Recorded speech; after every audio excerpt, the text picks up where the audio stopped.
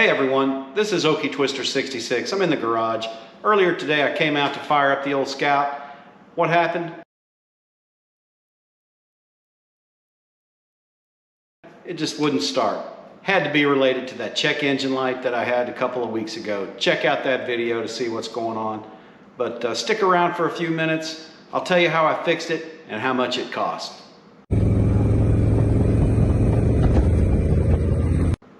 So some of you may have been watching an earlier video I had about this check engine light code that the bike kept throwing at me. We thought we had it resolved, but not so fast. After today, I had a pretty good idea of what it was, and I want to give a big shout out to one of my viewers. He's a local guy. I think his name is John Leewright. You can check out our comments back and forth down below and kind of follow what happened. But you know, hey, John, you were absolutely right. It was the battery. So just to give a little background, a couple weeks ago I had this check engine light came on. It was kind of one or two times, and then I'd cleared the code, and then finally it kind of just went away.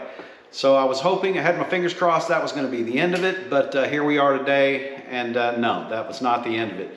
So yeah, it was the battery. So what I did was take the seat off and remove the battery. It's the first time I've done that. Let me tell you, it's a tight fit down in there, and it was a little bit more complex for me because I have this Corbin seat, and I also had to remove the bracket in order to get access to pull the battery out. So first time doing that, it was a good learning experience for me to do it. So I pull the battery out, take it down to Batteries Plus. I want to have the guy do a load test on it. I know it's fully charged because I keep a battery minder on it anytime it's not being ridden. So I know it had a full charge. Sure enough, take it down there. It's got a full charge. I said, put a load on it. He put a load on it, and bingo, bad battery. So $146 later, I come home and we've got this. So after removing the old battery and a quick trip to Batteries Plus, I came home with this. So let's put this in the bike and see what happens.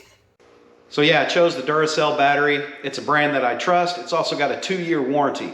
So that's, yeah, 146 bucks. I could have gotten a less expensive battery, but you know, I really don't want to go through this anymore. There is a difference though. If you'll notice, the one I have is got a gray casing.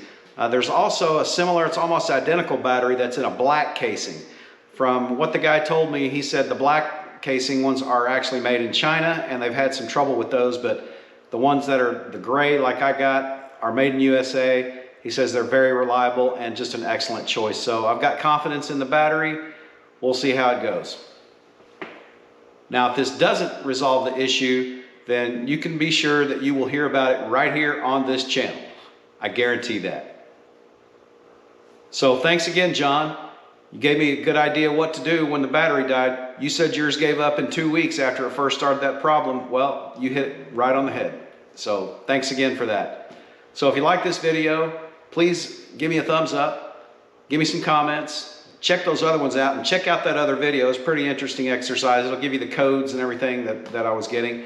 So hit me up in the comments, and if you want to follow along this journey with me, hit the subscribe, and we'll get you some more content on places I go, things I do, and parts, accessories, modifications that I do to my bikes. So until next time, ride safe, have fun, 2 wheels down.